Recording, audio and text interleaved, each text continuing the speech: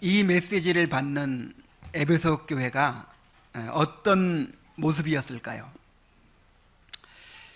에베소 교회는 당시 다른 교회들과 마찬가지로 한 교회가 아니고 여러 가정교회들의 연합체였습니다. 모인 사람들을 보면 주로 노예들 그리고 가난하고 비천한 사람들이 많았습니다. 그들은 얼마 전까지만 해도 하나님을 전혀 모르고 이방 문화 속에서 우상을 섬기며 살던 사람들이었습니다. 그러므로 그들은 그리 교양 있고 품위 있는 사람들이 아니었습니다. 말도 거칠게 하고 화도 잘 내고 옛 습성들이 여전히 남아있는 그런 사람들이었을 것입니다. 어떻게 알죠? 그러니까 이런 교훈을 주고 있죠. 우리가 최근에 계속 살펴보았던 더러운 말을 하지 말아라, 분을 내지 말아라, 서로 거짓말하지 말아라, 심지어 또 뭐 하지 말라고요? 도둑질하지 말아라. 자, 이런 이제 교훈을 주고 있는 이유가 있는 것입니다. 교회는 도덕적으로 완전하고 인격이 훌륭한 사람들이 모이는 곳이 아닙니다. 그런 사람들은 자기 의로 만족하기 때문에 하나님께 나오지 않습니다. 오히려 교회는 죄인들이 모이는 곳입니다. 상처 입은 사람들, 병든 사람들이 모이는 곳입니다. 그래서 교회는 항상 문제가 많을 수밖에 없습니다. 그래서 여러분이 교회를 너무 이상적으로 생각하지 마시고 정말 교양 있는 사람들, 품위 있는 사람들이 모여가지고 우아하게 그렇게 신앙생활하는 꿈 꾸지 마세요. 다 우리가 죄인들이잖아요. 그 죄인들을 구원하기 위한 곳이 교회잖아요. 그러나 교회는 용서받은 죄인들의 모임입니다. 성령으로 거듭난 사람들의 모임입니다. 자신의 죄를 깨닫고 회개하는 사람들의 모임입니다. 그래서 이렇게 여전히 부족한데도 불구하고 하나님의 거룩한 율법이 요구하는 그런 높은 수준의 삶을 요구받고 있는 것입니다. 바울은 25절부터 30절까지 해서 교회 공동체 안에서 성도들이 서로를 어떻게 대해야 할지에 대해서 권면을 했습니다. 그런데 이제 마지막으로 31절부터 32절에서 지금까지 이야기해왔던 것을 다 요약해서 다시 한번 강조하는 방식으로 권면을 하고 있습니다. 그러니까 이 공동체 생활이 얼마나 중요하다는 것을 다시 한번 깨달을 수가 있죠. 이 공동체 안에서 서로를 대하는 것이 이 성경에서 이 성도들에게 이 권면하는 내용의 전부예요. 거의 전부예요. 그래서 성경에서 뭐 분을 내지 말아라, 서로 사랑하라, 서로 용서하라. 그럼 자꾸만 뭐 직장에서 아니면 뭐 또 자기가 지금 무슨 속해 있는 어디에서 자꾸만 거기서 먼저 적용을 하려고 해요. 물론 거기서도 적용을 해야 되겠죠. 근데 지금 누구한테 하라는 거예요? 서로 이 공동체 안에서 먼저 그렇게 하라는 거예요. 그래서 오늘은 아예 제목을 공동체 안에서의 대인관계라 그랬어요. 우리가 공동체 안에서 서로를 대할 때 벗어버려야 될 그런 옛사람의 성품과 행실들이 있고 또 반드시 입어야 할 새사람의 성품과 행실들이 있습니다. 자, 먼저 우리가 서로를 대할 때 반드시 벗어버려야 될 그런 옛사람의 성품과 행실들은 어떤 것이 있습니까? 31절 봅니다. 너희는 모든 악독과 노함과 분냄과 떠드는 것과 비방하는 것을 모든 악의와 함께 버리고 그랬죠. 자, 먼저 악독을 버리라고 했습니다. 자, 여러분에게 악독 있습니까? 나는 그렇게 악독한 사람이 아닌데요. 그렇게 말할지 모르겠는데, 자, 이 악독이라는 말은 이 피크리아라는 단어인데, 문자적으로는 쓴맛이라는 뜻이에요. 쓴맛. 그런데 이 말이 까다롭고 온화함이 없는 심령의 상태를 묘사할 때 쓰였습니다. 이게 뭔가 이 호의를 나타내고 마음이 열려 있고 호의를 나타내고 뭔가 이렇게 선의를 베푸는 그런 마음이 아니라 뭔가 좀 이렇게 까칠해져 있는 것이죠. 잘못된 것을 찾으려고 하고 뭔가 좀 비판적인 마음, 뭔가 마음을 닫고 있고 마음이 꼬여 있는 그런 상태를 말하는 것이죠. 32절이 이 반대의 개념이죠. 32절의 반대라고 생각하면 돼요. 32절에 뭐라고 했습니까? 서로 친절하게 하고 불쌍히 여기고 서로 용서하라 그랬는데 그렇게 하고 싶지 않은 거예요. 그것이 바로 악독입니다. 누군가를 향해 이런 마음을 품고 있다면 정말 큰 문제입니다. 지금 은혜를 소멸하고 있는 것이요, 그 마음을 죄가 지배하고 있는 것입니다. 이런 마음을 품고 있으면 점점 더 큰 죄를 낳게 됩니다. 자, 악독을 품은 마음에서 노함과 분냄이 일어납니다. 이 노함은 이 격하게 끌어오는 분노를 가리키는 거예요. 벌컥 화를 내는 것이죠. 그러니까 마음에 악독이 있으니까 마음이 지금 이렇게 닫혀 있고 뭔가 좋은 점을 찾으려고 하기보다는 잘못된 점을 찾으려고 하는 그런 마음이 되어 있다 보니까 건수를 잡는 거죠. 건수가 생기면 어떻게 한다고요? 벌컥 화를 내요. 이게 노함이에요. 그리고 그 분노가 계속해서 자리 잡고 있는 것이 이 분냄입니다. 우리는 26절과 27절에서 마음의 분노를 품고 있는 것이 얼마나 파괴적인 결과를 가져온다는 것을 살펴보았습니다. 그래서 분노를 어떻게 하라고 했어요? 분을 내어도 죄를 짓지 말고 해가 지도록 분을 품지 말아라. 하루를 넘기지 말라는 거예요. 이 분노를 계속 품고 있으면요, 떠드는 것과 비방하는 것으로 표출이 됩니다. 떠드는 것이 무엇입니까? 언성을 높이고 마구 거친 말을 쏟아내는 것입니다. 비방하는 것은 그렇게 막 거친 말을 쏟아내다 보니까 다른 사람을 비난하고 욕하고 모독함으로써 그의 명예를 짓밟는 것입니다. 막 대놓고 그렇게 얘기할 수도 있고 아니면 그 사람이 없는 데서 그렇게 막 그 사람을 비방할 수 있는 것이죠. 이것이 얼마나 무서운 죄인지를 우리가 깨달아야 합니다. 하나님의 형상대로 지음받은 사람을 비방하는 것은 그를 지으신 자를 비방하는 것이 됩니다. 여러분, 하나님의 형상이라는 말이 무슨 말이죠?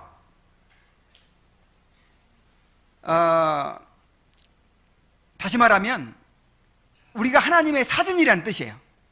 하나님의 사진.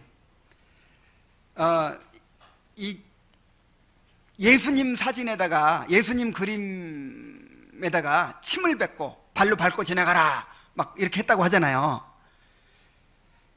근데 그렇게 하지 않고 목숨을 걸고 그렇게 뭐 한 사람이 있었다고 하죠? 왜 그렇습니까? 그 예수님의 사진은 곧 누구니까? 예수님을 가리키는 것이니까. 그런데 그 사진이 바로 형상이라는 뜻이에요. 형상. 그러니까 우리가 하나님의 형상이라는 말은 우리를 통해서 하나님을 본다는 것이거든요. 우리가 하나님의 사진이라는 뜻입니다. 그래서 하나님의 형상인 사람들을 그렇게 비방하고 모독하는 것은 누구를 모독하는 거예요? 하나님을 모독하는 것이 돼요. 그래서 로이드 존슨은 말하기를 다른 사람의 인격을 모독하는 것은요, 이것이 일종의 신성 모독이라고 했어요.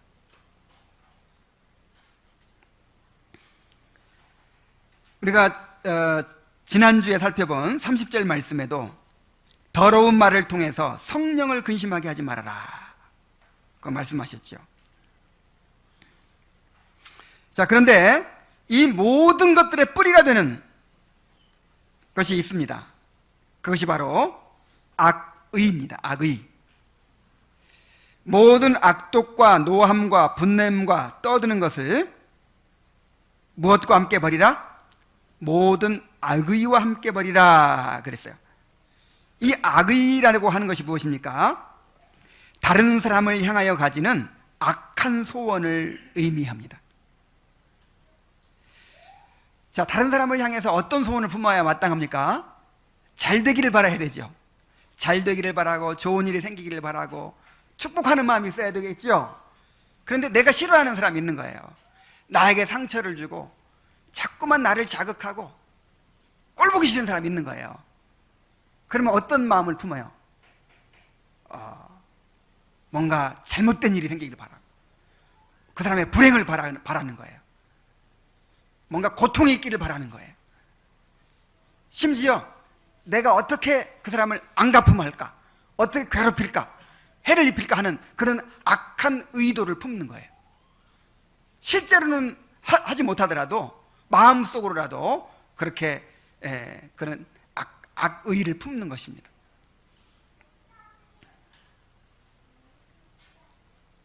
때때로 우리 안에 그런 악의가 발견될 때 정말 내가 얼마나 악한지, 얼마나 참으로 우리가 악한 존재인지를 깨닫고 소스라치게 놀랄 때가 있어요.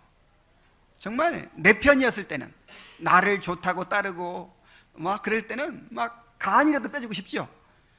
근데 다른 사람하고 의논하고 나를 싹 외면하는 거예요.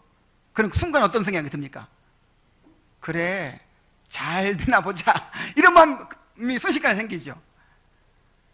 정말 인간이 얼마나 악한 존재인지 몰라요. 그런데 이런 악독과 노함과 분냄과 떠드는 것과 비방하는 것과 이런 악의가 다 어디에서 비롯되는 것입니까?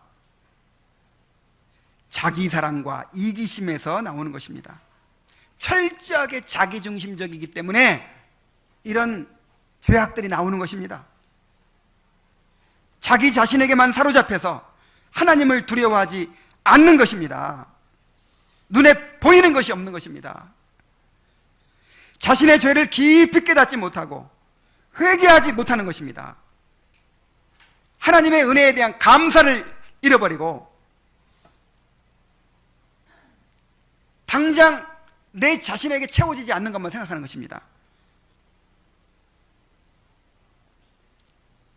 형제 자매를 바라볼 때 하나님의 형상으로서의 고귀함을 보지 못하고 또 이 교회 공동체의 거룩함을 깨닫지 못하기 때문입니다.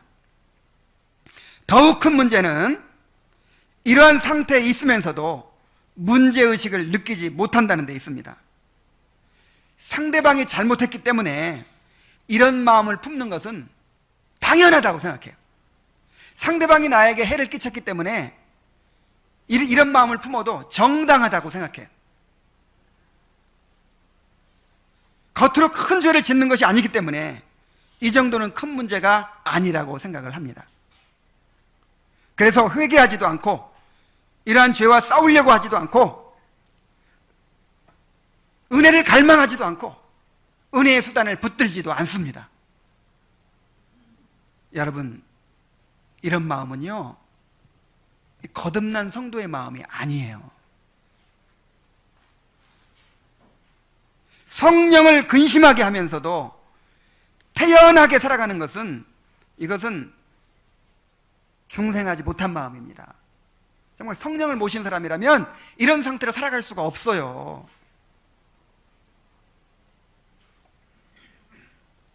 거듭난 하나님의 자녀들은 죄에 대하여 민감해야 합니다. 이런 죄가 마음을 차지하게 될 때마다 하나님 앞에 마음을 고백하고 통회하면서 이러한 죄를 벗어버릴 수 있도록 은혜를 구해야 합니다.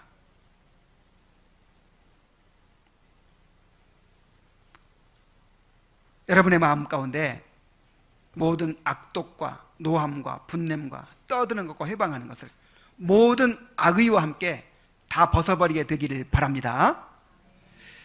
이것이 끊임없이 우리에게서 나오죠. 이것이 저는 이 걸레 빠는 것을 한번 생각해 봤어요. 이 걸레를 한번 빨면 거기서 막 꾸정물이 나오죠. 그 다음에 또 빨면 어떻게 해요? 또 나오죠. 근데 계속해서 빨면 어떻게 돼요? 이제 맑은 물이 나오죠. 계속해서 우리 안에 있는 악독을, 악의를 벗어버리게 되길 바랍니다. 자, 그런데 이렇게 옛사람의 성품과 행실을 벗어버리는 것만 가지고는 안 돼요. 이것이 우리에게 요구하시는 하나님의 목적이 아니에요. 자, 이것을 벗어버리고 그 다음에 이제 진짜 목적이 나옵니다. 우리에게 요구하시는 바가 지금부터 나옵니다. 그것이 무엇입니까? 그것은 바로 서로 친절하게 하며 불쌍히 여기며 서로 용서하라는 것입니다. 자, 먼저 서로 친절하게 하라 그랬어요. 여기서 친절하게 하라는 말은 친절한 사람이 되라는 것인데, 여기서 이 친절이라는 말이요, 친절이라는 말이 이 마트 직원들이 친절하게 인사하고 뭐 이런 뜻이 아니에요. 이 헬라어로 크레스토스라고 하는데, 이 말은 여러분 사랑장 강해를 들으셨죠? 사랑장 강해를 들을 때 사랑은 오래 참고 사랑은 온유하며 그랬죠? 거기서 사랑은 온유하며 라고 할 때 그 온유라는 말도 크레스토스예요. 똑같은 말이에요. 자, 온유가 무슨 뜻이라고 했습니까? 상대방에게 도움이 되고 유익이 된다, 그런 뜻이라고 했죠. 그런데 누구에게 도움이 되고 유익이 된다, 되는 것이라고 했어요? 나에게 해를 끼치고 상처를 주는 사람들에게 도움이 되고 유익이 되는 사람이 되라는 거예요. 이게 온유예요. 이게 나를 힘들게 하고 여러 가지 그냥 부족하고 눈에 거슬리고 나에게 상처를 주고 나에게 해를 끼치는 사람들이 있어요 지금. 그런데 그 사람에 대해서 오래 참으라고 그랬죠. 오래 참으라. 그 사람을 대적하지 말고 분노하지 말고 오래 참으라고 그랬죠. 근데 오래 참는 데서 머무는 것이 아니고 오래 참는데 더 나아가서 오히려 그 사람에게 도움이 되고 유익이 되는 사람이 되라는 거예요. 그 사람을 오히려 축복하라는 거예요. 이것이 뭐예요? 이것이 서로 친절하게 하며의 뜻입니다. 이것이 온유하라는 뜻입니다. 온유하다라는 말의 뜻입니다.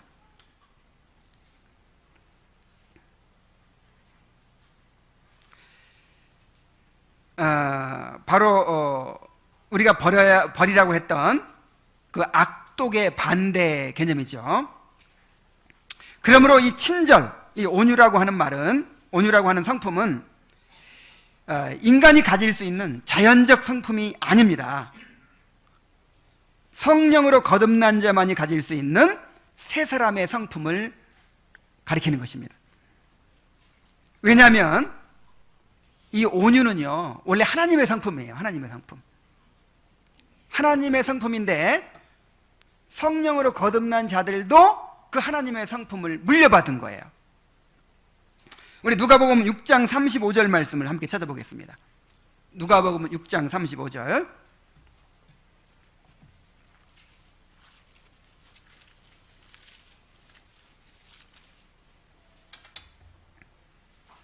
자, 함께 읽어보겠습니다. 시작. 오직 너희는 원수를 사랑하고 선대하며 아무것도 바라지 말고 구워주라.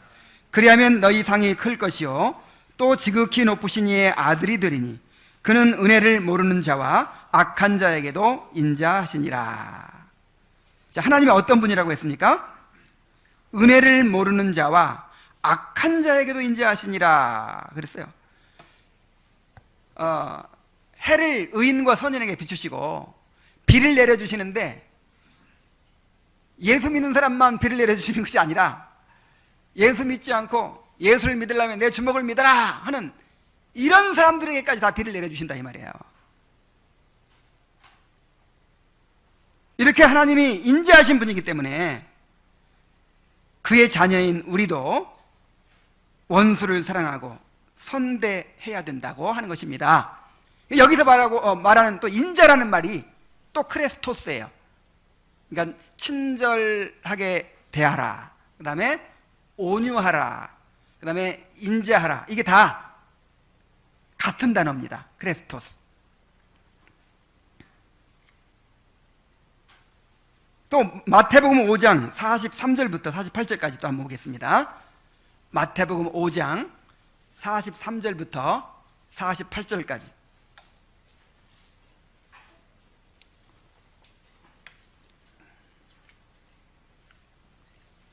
우리 함께 읽어보겠습니다. 자, 시작. 또 내 이웃을 사랑하고 내 원수를 미워하라 하였다는 것을 너희가 들었으나 나는 너희에게 이르노니 너희 원수를 사랑하며 너희를 박해하는 자를 위하여 기도하며 이같이 한즉 하늘에 계신 너희 아버지의 아들이 되리니 이는 하나님이 그 해를 악인과 선인에게 비추시며 비를 의로운 자와 불의한 자에게 내려주심이라. 너희가 너희를 사랑하는 자를 사랑하면 무슨 상이 있으리요? 세리도 이같이 아니하느냐? 또 너희가 너희 형제에게만 무난하면 남보다 더하는 것이 무엇이냐? 이방인들도 이같이 아니하느냐? 그러므로 하늘에 계신 너희 아버지의 온전하심 같이 너희도 온전하라. 자, 이 말씀 가운데 이같이 한즉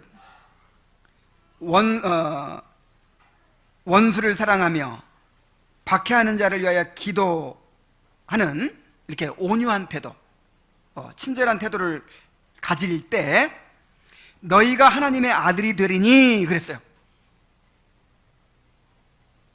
이게 무슨 말입니까? 자, 원수를 사랑하는 일이 있을 때 우리가 하나님의 아들이 된다는 거예요.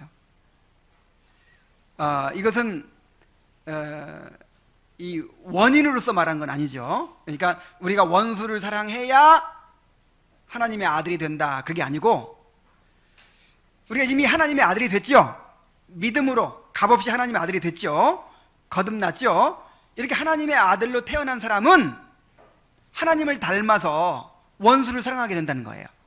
그리고 원수를 사랑하는 걸로 봐서 하나님의 아들로 입증이 된다는 거예요. 여러분, 세상 사람들도요 굉장히 인정 많고 사랑이 많죠. 다른 사람을 위해서 자기 목숨까지 내어주는 그런 사랑이 있습니다. 자기를 사랑하는 사람, 내 편인 사람, 내가 좋아하는 사람을 위해서 그렇게 합니다. 이건 누구나 다 할 수 있어요. 이런 것만 가지고는 이 사람이 구원받은 사람인지가 구별이 안 된다는 거예요. 그럼 남보다 더하는 것이 무엇이겠느냐 이 말이에요. 남보다 더하는 것이 무엇이냐. 우리 한번 따라해 봅시다. 남보다 더하는 것이 무엇이냐. 여기 남이 뭐예요? 남. 믿지 않는 사람들. 아니, 불신자와 다른 게 뭐가 있느냐. 불신자들도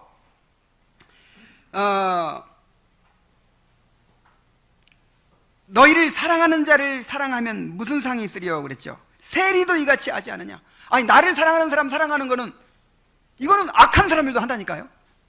조폭들 보세요. 막 두목을 위해서 살인죄를 대신 쓰고 막 감옥에 가잖아요. 너희가 형제에게만 무난하면 남보다 더하는 것이 무엇이냐. 이방인들도 이같이 하지 않느냐. 남보다 더하는 것이 무엇이냐. 여러분, 구원받았다는 증거가 무엇입니까? 내가 성령으로 거듭났다는 증거가 무엇입니까? 그것이 바로 서로 친절하게 하는 것이라니까. 그것이 바로 나를 힘들게 하고 나에게 상처 주는 사람인데도 불구하고 선을 베푸는 것이란 말이에요.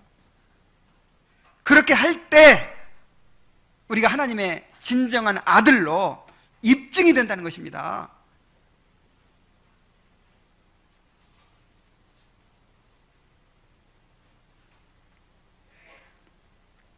향나무는 자기를 찍는 도끼에게도 향을 묻힌다고 합니다. 성령으로 거듭난 그리스도인은 자기에게 해를 끼치는 사람에게까지도 은혜를 베푸는 사람이 되어야 합니다. 자, 그 다음에 또 어떻게 하라고 했습니까? 불쌍히 여기라 그랬죠. 불쌍히 여기는 마음을 가지라는 것인데, 이 불쌍히 여긴다고 하는 것은 다른 사람의 고통에 대하여 깊은 동정과 연민의 마음을 가지는 것을 뜻합니다. 역시 이 말도요, 지금 나를 거슬리게 만들고 나를 힘들게 만드는 그 사람을 향해서 이렇게 하라는 거예요. 내가 사랑하는 사람, 내가 좋아하는 사람 불쌍히 여기는 거, 이거 누가 못합니까?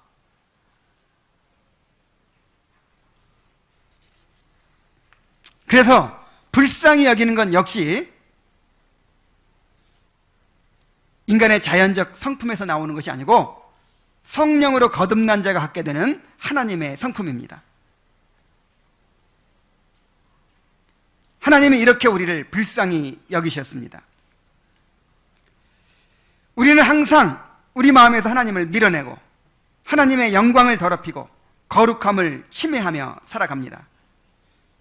그러나 하나님은 그런 우리를 정죄하고 심판하지 않으시고 우리를 불쌍히 여겨 주십니다. 시편 103편 13절에 한번 찾아봅시다. 시편 103편 13절.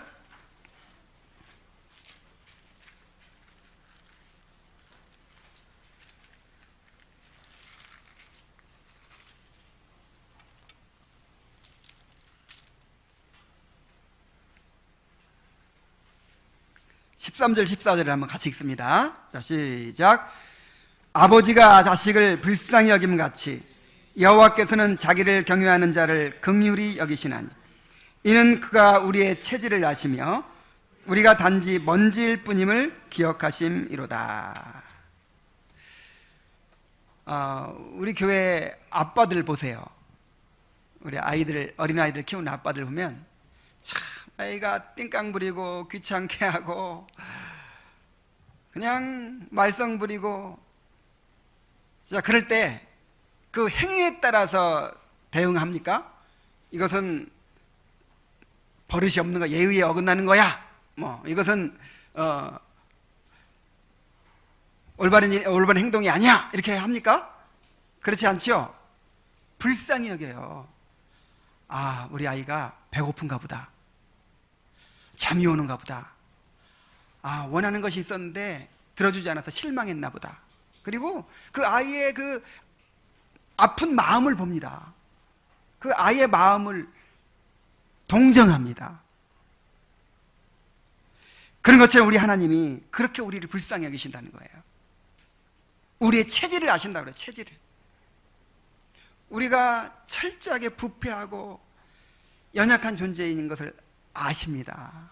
그래서 그리스도 안에서 우리를 용서하시고 우리를 불쌍히 여기십니다.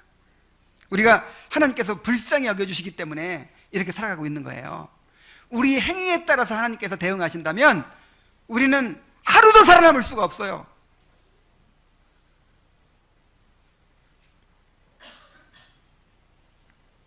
우리가 이렇게 하나님의 불쌍히 여기심을 입어서 살고 있기 때문에 우리도 서로를 그렇게 불쌍히 여겨야 마땅합니다. 마태복음 18장 33절에서 내가 너를 불쌍히 여김같이 너도 내 동료를 불쌍히 여김이 마땅치 아니하냐. 하나님의 한없는 그 긍휼을 우리가 누리고 살고 있죠. 한없는 긍휼과 자비를 누리고 살고 있어요. 1만 달란트를 탕감받고 있죠. 그래서 500데나리온 빚진 자를 우리가 탕감해 줄 수 있는 거예요.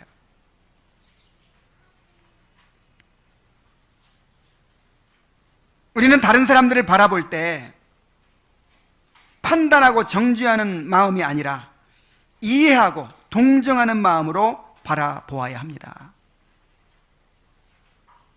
그를 죄의 희생자요, 마귀에게 속임을 당하는 자들로 바라보아야 합니다. 물론 우리 자신에 대해서 이렇게 우리가 또 생각하면 안 되겠죠. 우리 자신에 대해서는 우리의 책임을 인정하고 하나님 앞에 회개해야 되겠죠. 그러나 다른 사람을 바라볼 때는요, 이 사람이 지금 죄에 사로잡혀서 그래, 이 사람이 지금 마귀의 노예가 돼서 그래, 이 사람이 지금 아파서 그래, 병들어서 그래, 그렇게 그 사람을 이해해야 돼요. 여러분, 이거 아시죠?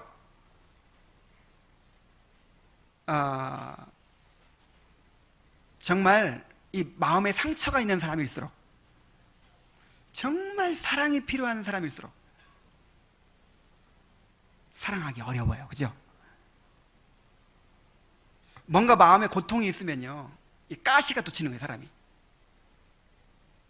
날카로워져요. 그래서 정말 사랑하기가 어려워요. 그래서 정말 사랑이 필요한 사람이 어떤 사람입니까? 그냥 사랑스러운 사람, 어디 가서도 그냥 다 인정받고 다 좋아하고, 이런 사람이 진짜 사랑이 필요한 것이 아니에요. 물론 다 사랑이 필요하지만 진짜 사랑이 필요한 사람은요, 참 미운 짓 하는 사람, 우리가 보기에 좀 미운 짓을 하고 왜 저렇게 행동하나, 정말 우리가 이해할 수 없는 행동을 하고 거슬리게 언행을 하는 사람들, 그 사람들이 진짜 사랑이 필요한 사람들이에요. 만약 그 사람의 부모는 그럴 거예요. 우리 애가 착한데 지금 힘들어서 그래. 원래는 정말 성격이 좋은데 지금 너무 스트레스 받아서 그래. 체질을 알고 다 이해하는 거예요, 부모는. 이게 긍휼이죠. 이게 불쌍히 여기는 것이죠. 근데 우리는 하나님께로부터 그것을 받고 있다 이 말이에요. 날마다 그것을 누리고 있다 이 말이에요. 그래서 우리는 그것을 다른 사람에게 줄 수가 있는 사람들이라 이 말이에요.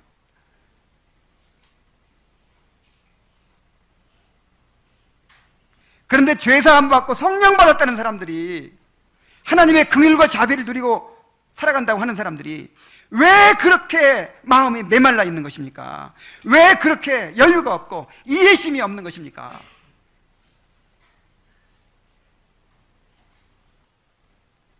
우리에게 서로를 불쌍히 여길 수 있는 마음을 달라고 기도합시다. 그렇게 하나님의 은혜를 구합시다. 자, 그리고 또 어떻게 하라고 했습니까? 서로 용서하라 그랬어요. 서로 용서하라고 하는 것은 그만큼 우리에게 서로 용서할 일이 많다는 것입니다. 죄인들이 모여서 서로 부대끼고 사는데 얼마나 문제가 많겠습니까? 온갖 실수와 결점들이 드러나고 서로 부딪히고 갈등과 상처가 생겨날 수밖에 없습니다. 그것이 가족인 거예요. 여러분, 가족들이 살면 항상 사랑하고만 삽니까? 그냥 남들이 살면요, 차라리 남들이 있으면 서로 기대하는 것도 없고 서로 드러내 보이지도 않기 때문에 아무 일도 없을 거예요. 오히려 더 잘 지낼 수 있을지 몰라요. 그러나 가족들은 정말 이게 하나가 되어야 하기 때문에, 부부는 하나라고, 한 몸이라고 하잖아요. 그래서 서로 부딪힘이 많은 거예요. 교회도 마찬가지입니다. 성령께서 우리를 그리스도의 몸으로 묶어 놓으셨잖아요.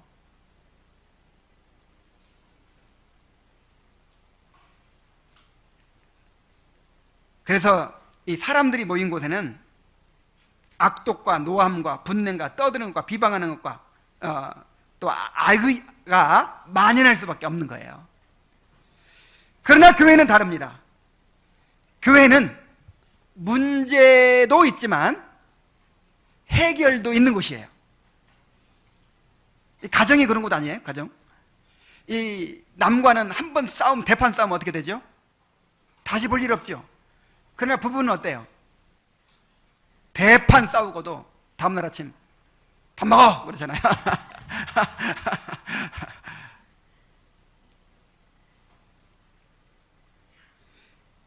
이 공동체가 그런 곳이에요.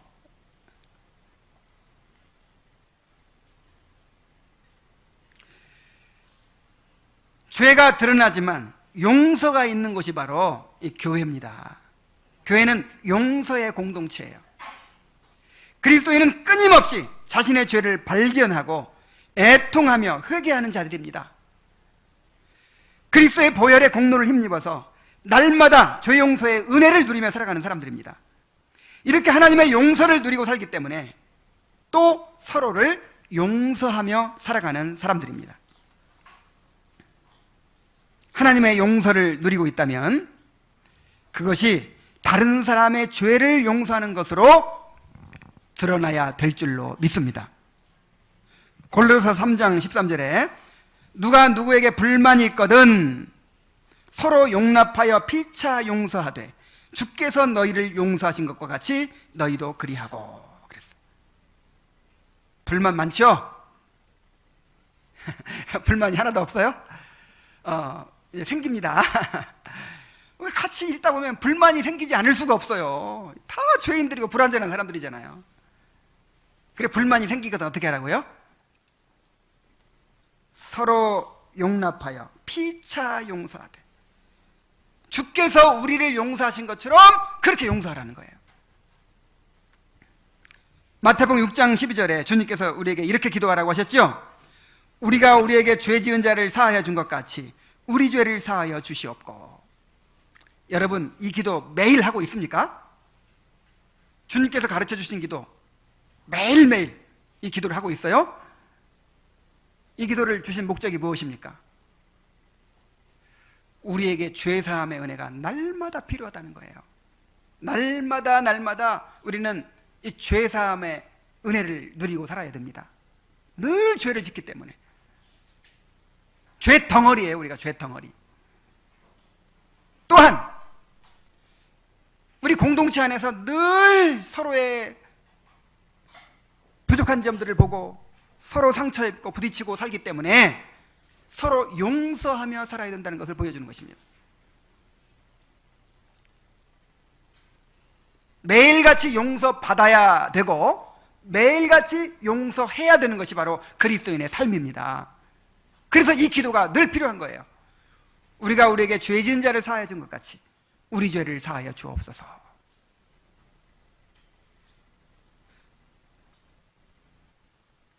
만일 계속해서 용서하려고 하지 않는다면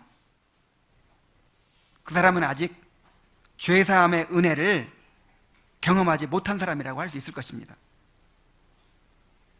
거듭나서 성령을 모시고 살아가는 사람이라면 계속해서 용서하지 못한 상태로 머물러 있을 수가 없는 거예요.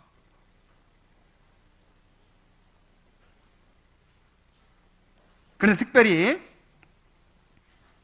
그리스도 안에서 라는 말 쓰죠. 그리스도 안에서. 하나님이 그리스도 안에서 너희를 용서하신 것 같이 너희도 그리하라. 우리가 우리 자신을 바라보고 사람들을 바라보는 대신에 그리스도를 바라보아야 합니다. 우리의 문제는 항상 나 자신을 바라보는 데 있어요. 나 자신만 바라봐요. 그리고 나 자신을 방어하고 나 자신의 욕구를 더 충족시키기 위해서 사람들을 바라봐요. 세상을 바라봐요. 이것이 우리 그리스도인들이 가지고 있는 가장 큰 문제입니다. 나를 바라보는 대신에 그리스도를 바라보아야 합니다. 우리가 그리스도를 바라보면 우리의 죄를 알게 될 것입니다. 우리가 그리스도를 바라보면 우리를 영원한 지옥의 형벌에서 건져주신, 우리 죄를 용서해 주신 그 무한한 은혜를 발견하게 될 것입니다. 우리가 그리스도를 바라보면 우리에게 허락된 영광을 바라보게 될 것입니다. 그리스도가 우리의 상급이 되시고 위로가 됨을 깨닫게 될 것입니다. 그렇게 할 때 우리가 서로에게 친절하게 대할 수 있고 불쌍히 여길 수 있고 또 용서할 수 있는 그런 힘이 생겨나는 것입니다. 스코틀랜드의 설교자 로버트 머리 맥체인이라는 사람이 있어요. 저는 이 청교도들이 그 청교도들의 신앙 가운데 정말 본받고 싶은 것이 뭐냐면 많이 다 본받아야 되겠지만 그렇게 그리스도에 대한 열망이 있어요. 그리스도를 바라보는 그리스도를 바라보고 그리스도를 누리고, 근데 그것이 이 기독교 신앙이거든요. 그것이 우리는요, 이 기독교 신앙이라고 하는 거는 더 선하게 살고 더 열심히 봉사하고 더 뭘 많이 하고 이런 게 본질이 아니에요. 그리스도께 집중하는 게 기독교 신앙입니다. 나는 죽고 내 안에 그리스도께 사시는 것이 기독교 신앙입니다. 그것을 우리가 배워야 돼요. 그 맥체인이 자기 친구에게 보낸 편지에서 이렇게 권면을 했습니다.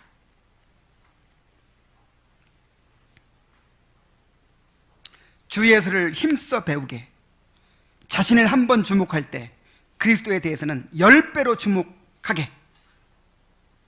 그리스도는 참으로 사랑스러우신 분이라네. 그토록 무한한 위험 가운데 계시면서도 죄인들을 향해 한없는 은혜와 자비를 베푸시네.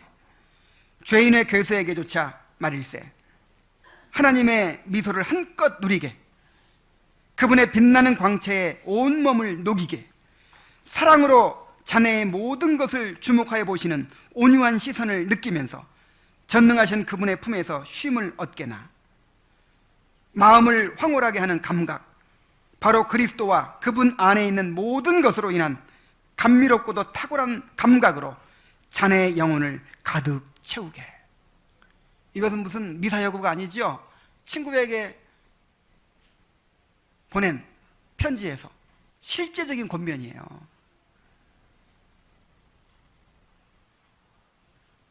그리스도를 바라보십시오. 거기에 은혜가 있습니다. 이제 말씀을 맺겠습니다. 우리 교회가 개척된 지 2주년이 됐어요. 여러분, 우리 교회가 어떤 교회가 되기를 원하십니까? 선하고 훌륭한 사람들이 모여서 아무런 갈등이나 문제가 없는 그런 교회가 되었으면 좋겠습니까? 주님이 원하시는 교회는 그런 교회가 아닙니다. 이 땅의 교회는 항상 불완전할 수밖에 없습니다. 교회 안에는 항상 영적인 어린아이들이 있을 수밖에 없고, 상처받은 사람, 병든 사람이 있고, 심지어 교회 안에 외식자들이 있다고 했어요. 외식자들, 가라지들. 여러분, 이 교회에 주님이 계십니까? 주님이 계시면 틀림없이 세리와 죄인들이 있을 거예요.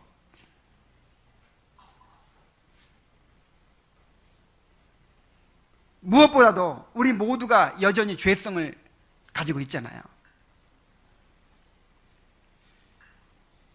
그러므로 이 교회는 항상 문제가 있을 것입니다. 이 교회가 아무리 성장해도 문제는 항상 있을 것입니다. 항상 부족한 사람들이 있을 것입니다. 항상 거슬리는 사람들이 생길 것입니다. 항상 우리 기대에 미치지 못하는 사람들이 있을 것입니다. 그러므로 한편으로는 끊임없이 회개하며 주님을 닮아가기를 힘쓰면서, 한편으로는 서로 친절하게 하고 불쌍히 여기고 서로 용서하기를 힘써야 합니다. 좋은 교회는 문제가 없는 교회가 아니라 문제가 있지만 그 문제를 뛰어넘는 은혜가 있는 교회예요. 그런 공동체를 만들어 가도록 합시다. 기도하겠습니다.